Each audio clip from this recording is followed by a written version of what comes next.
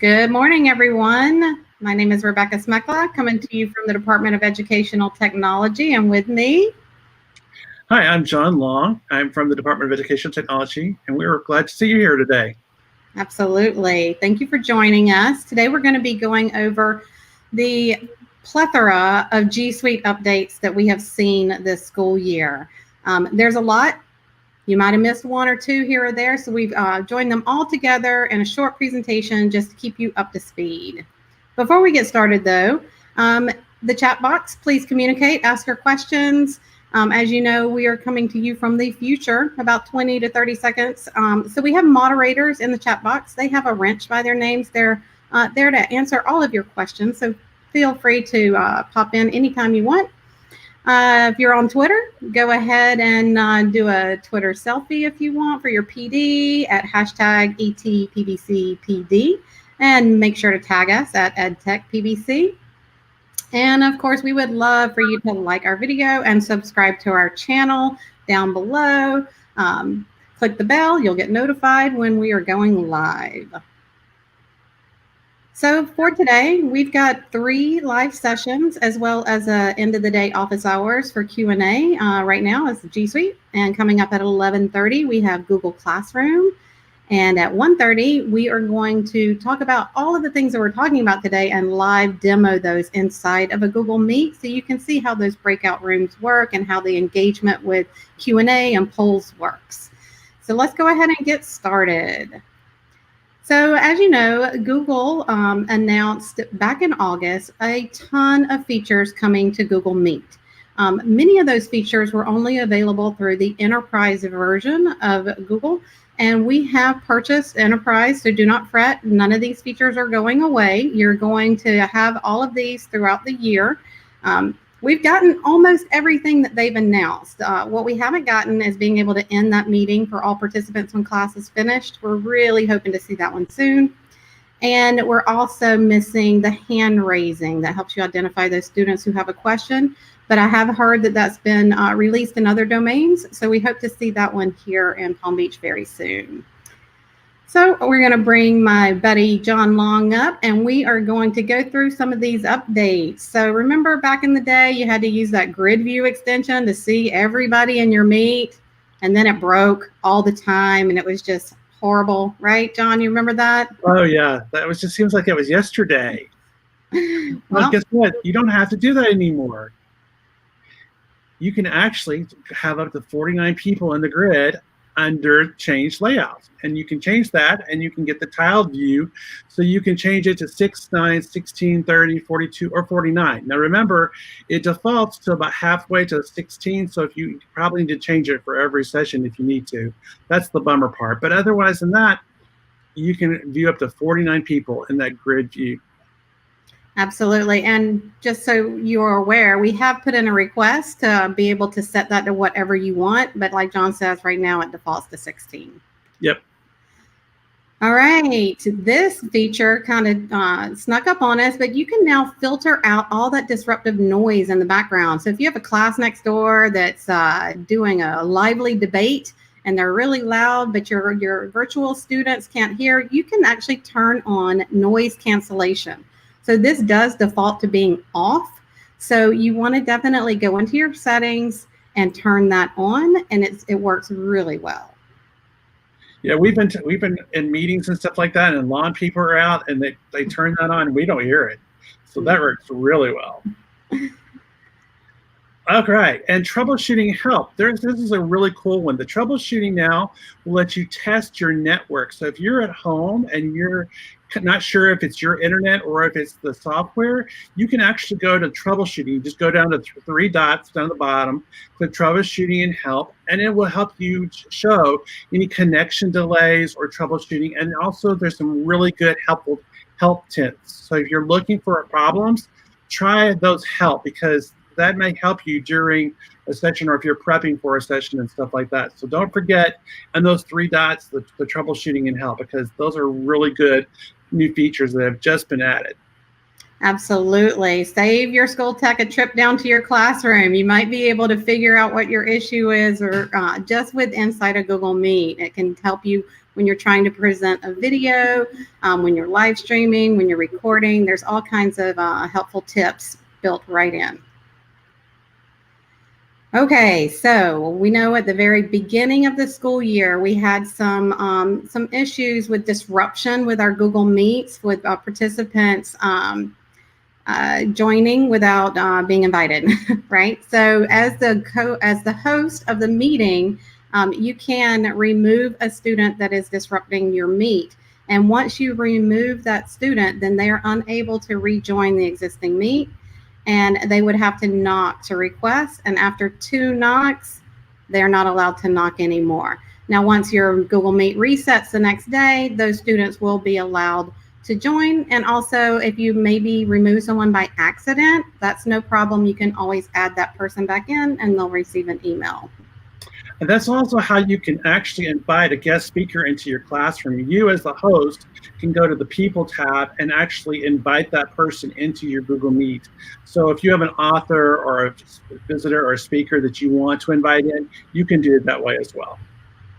Oh, I saw a quick question in the chat about noise cancellation. It does save once you set it. Once you turn it on, you don't have to go in each meet. It's always on. So good question. Good question. All right, so like under their moderator controls now, which lets you do things like you can prevent the students from sharing their screen, or if you want them to share their screen, you can turn that off. And you can also turn off the ability for students to send messages, and that's in the moderator controls. And there are 3 places for that. If you're the owner, you should get a blue shield in the bottom left that gives you access to the moderator controls. But you can also do that in the settings, and you can also do it on the top right under the people and the chat. You can turn those things off right there. So those are 2 really cool things that you can do. You might want to manage that with your students, because sometimes you may want them to share their screens, but sometimes you want to like have their undivided attention. So you may want to turn that off and turn off the send chat messages, but make sure that you turn them on when you need to. And they kind of default to off always. So you'll have to turn it back on to actually mute it in one of those 3 places. And like John said, there is times that we do want our students being able to share their screen. If John did an excellent introductory paragraph and I want to share that with the students, then we definitely, there is a place in the instructional block for, oops, I went ahead, I went backwards actually, for them to get that opportunity to share. So don't turn it off completely. Okay, so we have some more participant controls, and this is called quick access. And just like John said, in the bottom left-hand corner where you have that shield, you can turn your quick access on or you can turn it off. So when it's off, anyone in the domain, which means anyone who has a palmbeachschools.org email address, will have to knock to request to join the meeting. So why is this important? So we heard in the beginning, like our students were inviting their friends into their class where they shouldn't be, right? They need to be in their own class. So they were able to just join the meet. But if you turn your quick access off, then only those students who are already in your meet will be allowed. Everyone else will have to knock, knock, knock, and you as the teacher can decide whether to let them in or not. And I saw one comment in the chat that said that like fine arts that push in aren't able to use those features, because you do have to remember these are only features for teachers that actually own the Google Meet room. If you don't own that Google Meet room, you don't have access to that, unfortunately. And we kind of talked about that with Google, just to let you know. Right. We definitely want that co-host feature, but there are ways around it right now. Obviously, if you have your own Google Classroom and you join the Meet first, because that's who becomes the Meet owner, is the person who joins the Meet first. But if all students leave the Meet and you hang the Meet up, then that URL will reset. And then when the other teacher joins as the first participant, then those host controls should revert to that person. All right, this is a really cool one that popped up last month, which is hosting collaborative brainstorms using Jamboard. And it's a great feature. Under the three dots, you can actually create and start your own Jamboard. If you've not used Jamboard, we've got a couple of videos that actually explain how you can do it. It's basically an interactive whiteboard. It's got some really cool features with adding stickies. You can have multiple boards. You can add multiple images from Google as well as your own images. You can't actually do like PDF. So like if you have a PDF document, just convert it to a JPEG using something like PDF Candy or something like that, and then insert it as a JPEG. And then they can actually work through math problems if you want to, or annotate over a map or those kinds of things. And so this is under the three little dots where it says whiteboard, where you can add a Jamboard. And it's a really cool feature if you need to just do simple doing collaboration within your students. And you just create it and it sits there, and it then becomes an attachment to the Google Meet down in the bottom left-hand corners when you start it. And you can do a one that you've already started. You can start a fresh one, or you can actually open one that you've already started. Yeah, that's a great point. So you can do one on the fly, like John said, or if you've already created some jams and they're in your drive, you can pull that directly from your drive. So you can prep a lot of different Jamboards to have ready for your students. So it's a really great way to collaborate. And another great thing about Jamboard is it opens in another tab, and the students who are in your Google Meet automatically get a link to that jam. So if you are teaching simultaneously, you can have your jam up in your class and your virtual students on your jam at home, and you don't actually have to present your screen because they're all going to see it because they're going to be on the jam. It's pretty cool. And there was a comment in the chat basically asking about these slides. These slides are going to be posted to our website later on, so you can actually have access to these slides as well. Absolutely. And I can also put the link in the chat at the end here. Okay, now let's talk about engagement. So Google Meet has come a really long way with the engagement with our students. Right now we have a Q&A. So how is this different than the chat? So students could always ask questions in the chat, right? But if you turn on Q&A, you know, a lot of times in your class, many students have the same question, right? So if John asks, you know, when is the essay due? Then the other students in the class can click the thumbs up and upvote his question. And so now I, as the teacher, know 10 of my kids have that same question. So I know I'm going to need to address it very quickly. So it's a really great way to get your students' questions answered while you're teaching your lesson. And the next way is polls. You want to talk about that one, John? Yeah, polls are really good because like polls are where you, the teacher, can do some kind of like feedback from the students. And one thing that's great about this is that you can do this in advance. You can create the poll and save it, or you can launch it and the kids can actually see the results. So like if you want to do this for an exit ticket, or if you just want to see if the kid's understanding what you're doing and that you maybe need to do some reteaching, you could do thumbs up, thumbs down, okay, if you're okay with everything. But this is a great way of doing some feedback. And so it's right there in the system. You can actually launch it. They can see the results. So if like you want to talk about your favorite book or your favorite flavor of ice cream and do some graphing there, there's all kinds of things that you can do with it. And so polls are a really great way to get feedback from your students right then and there in the Meet. Absolutely. And you can create those on the fly. You can create them just, okay, I see that my students are wondering about this, and I can create one or I can create one ahead of time. So you have options there as well. Whew, attendance reports. Finally, right? Finally, we get these attendance reports. You get an attendance report for every Google Meet as long as you have at least 5 participants. So if you have 4 or less, you're not going to get this automatically in your email.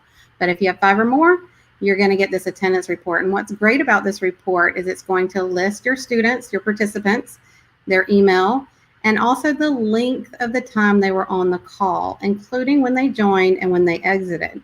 So why is this important for column C? For duration. So if John entered the meet on time at 8 o'clock, but then left at 8:15 and didn't rejoin until 8:45, it's only going to show the 30 minutes that he was inside class. So if he's not there the entire time, this report is going to note that. And you're going to receive this attendance report automatically after you close your meet, and you'll get this for each meet that you have. We did have a question from students reusing older codes, and if you get that attendance report and they're in a meet unsupervised, you definitely want to report that to your administration so they can let the students know that we are still getting reports. We know when they're in a meet unsupervised, and that's gonna clear that up pretty quick. And the attendance reports go to the person that actually owned the meeting. So you have to be the owner of the meeting to actually get the attendance reports. Correct.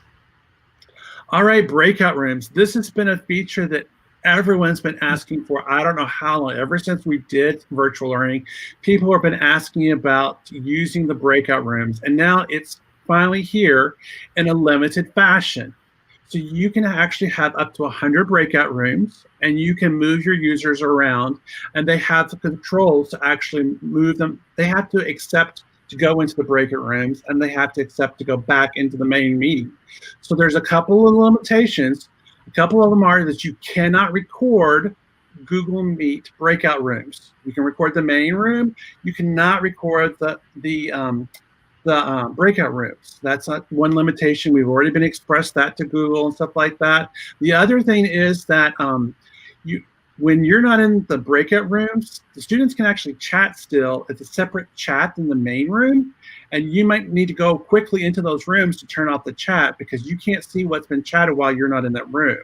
So that's the second limitation, but it's a great feature if you've got students that you really can work with, that you can trust and stuff like that. So this is a great way of actually doing that as a follow-up, and it works really well. All right, so we hope to see some more features with breakout rooms coming soon, but join us this afternoon. So we're going to live demo how it looks and how to move students around and how you supervise those students as well.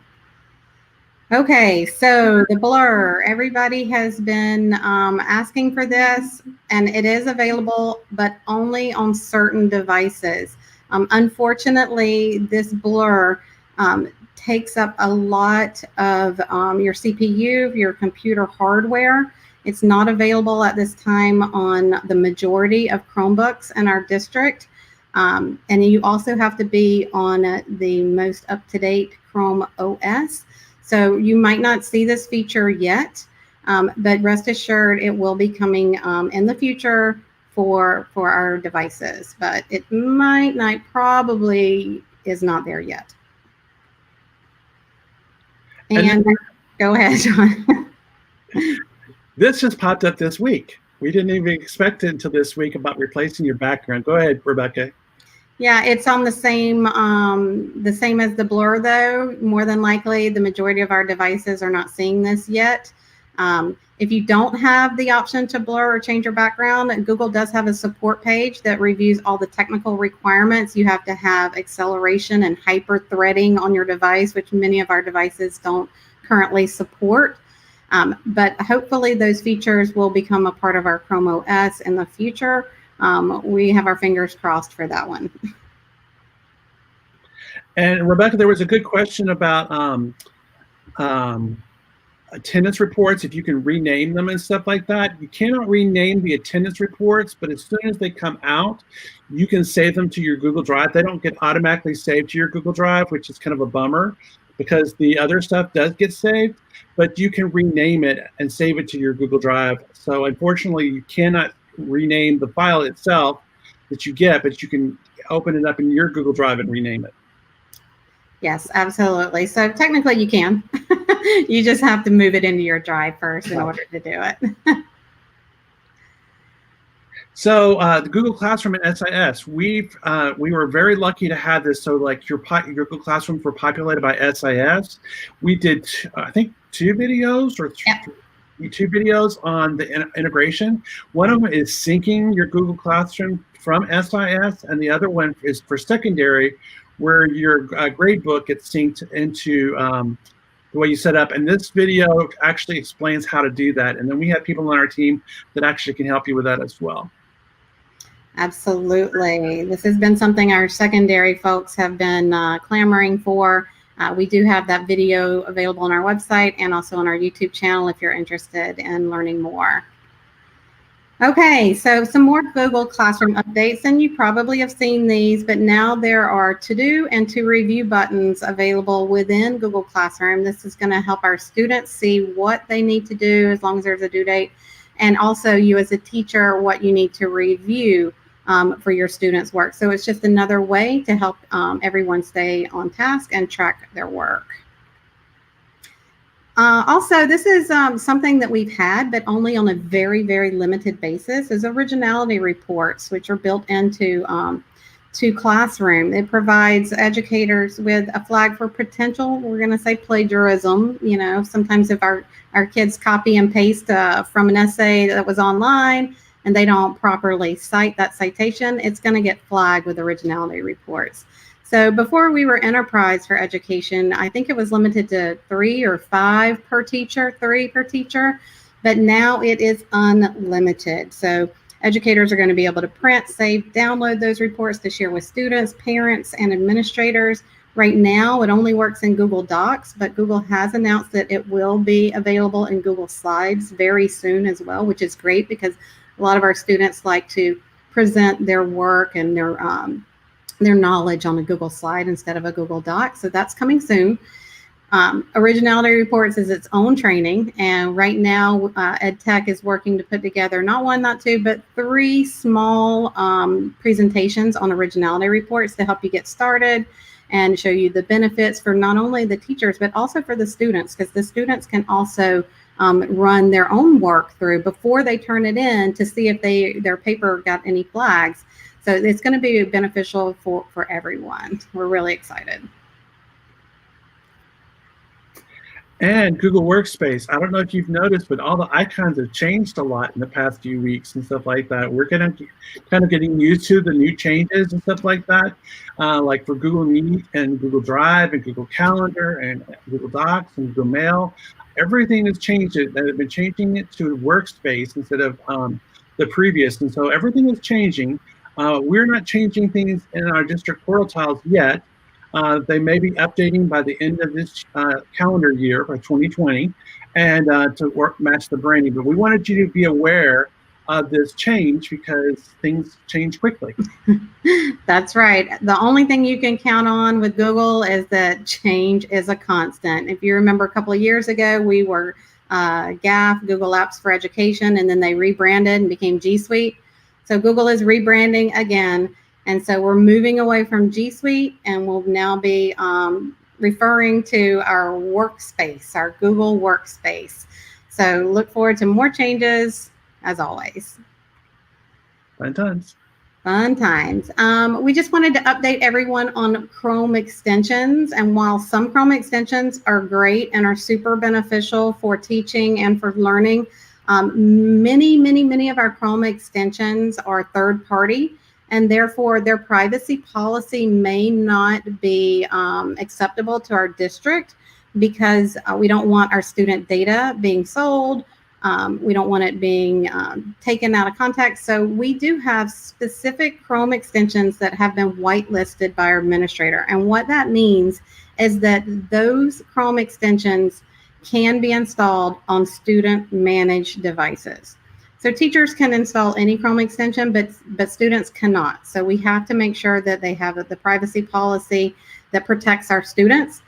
We do have on our website that live list of Chrome extensions that have been whitelisted, and also instructions for teachers if they want to ask for an extension to be whitelisted. But just keep in mind, not all Chrome extensions can be whitelisted, okay?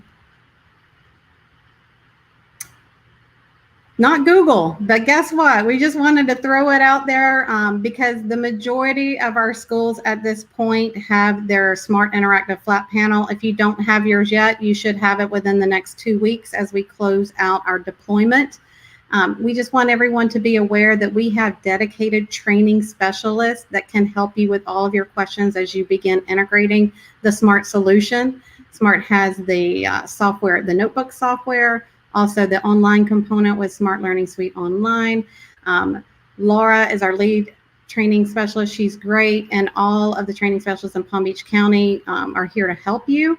You can contact on our website, smart.palmbeachschools.org. On the contact sheet, you can see exactly which training specialist is dedicated to your school. However, they are all here to help, so you can reach out to any of them at any time.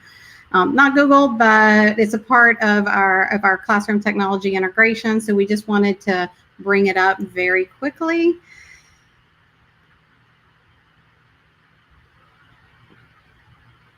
And as always, we have our office hours. And so like today, we're having Q&A from today's sessions. We have another session coming up at 11:30 on Google Classroom. And then at 1:30, we're doing our Google Meet Live, where we're actually going through and showing you the changes in a classroom situation.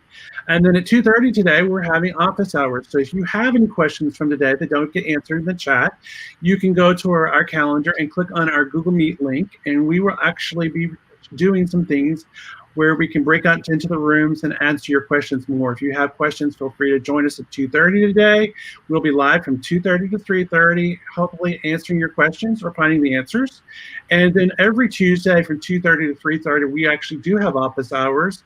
We know that some of you are in school, but we've already had people that pop in, ask a quick question.